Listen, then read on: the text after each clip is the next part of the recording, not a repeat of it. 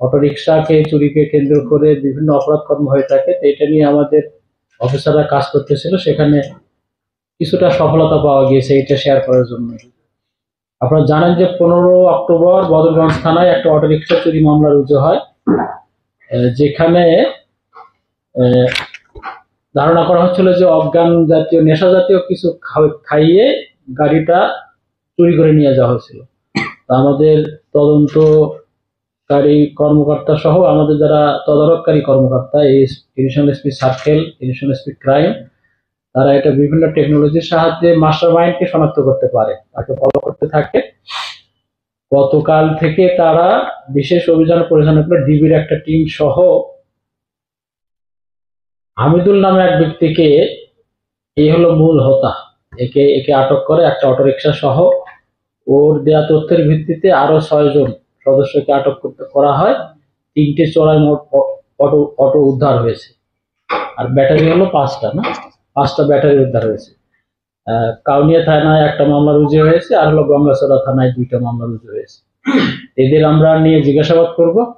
আমরা আশা করি যে এটা একটা চক্র ধরা পড়েছে। আপনারা জানেন যে আমরা এটা নিয়ে কাজ করতেছি, আশা করতেছি ভবিষ্যতে আরো সফলতা আসবে। এখন আপনার যদি কোনো প্রশ্ন থাকে সেটা আমরা ঠিক করতে পারি।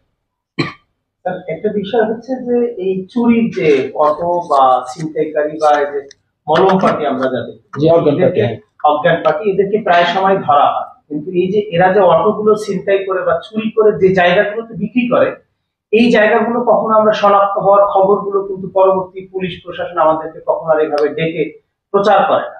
এবং এদের সাথে যারা জড়িত আছে, এই যে আপনি বলছেন যে মূল হোতা যিনি হামিদুল, এই হামিদুল শুধু নয়, এর সাথে আরো অনেক ধরনের ব্যক্তিকে আমরা জড়িত থাকার খবর পাই বা আমরা আমাদের অনুসন্ধানে পাই, কিন্তু প্রশাসন পরবর্তী স্টেপে তাদের বিরুদ্ধে তেমন কোনো দৃশ্যমান ব্যবস্থা গ্রহণ করে না। আসলে এটার কারণটা না, থ্যাংক ইউ।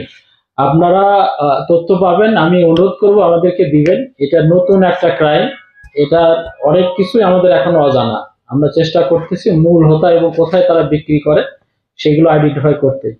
পাইলে আমরা আবারও আপনাদের সাথে শেয়ার করব। মূল হোতা কি রংপুরে? না, ওর অরিজিনাল বাড়ি হলো গাইবান্ধা, কিন্তু সে সেটেল হলো টাঙ্গাইল। অরিজিনাল বাড়ি গাইবান্ধা, কিন্তু সে সেটেল হলো টাঙ্গাইল।